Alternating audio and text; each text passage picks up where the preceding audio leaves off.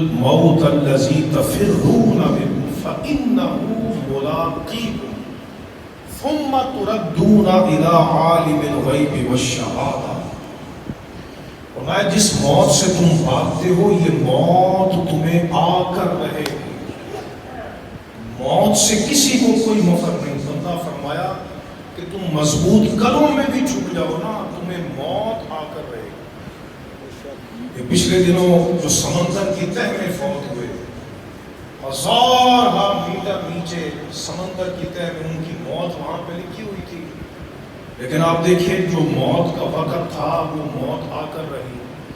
اور دنیا کی جدید سے جدید جناب سائنس بھی انہیں نہ بچا سکی, کروڑوں روپے بھی انہیں نہ بچا سکے. کیوں؟ قرآن فرماتا ہے ان الموت الذی تفرون منہ فإنہ ملاقیکم.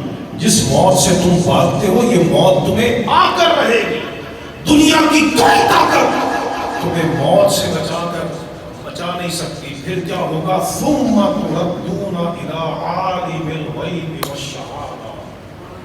پھر تمہیں اس شہنشاہ کے حضور پلٹایا جائے گا جو تمہارے غیب کو بھی جانتا ہے, جو تمہارے ظاہر کو بھی جانتا ہے.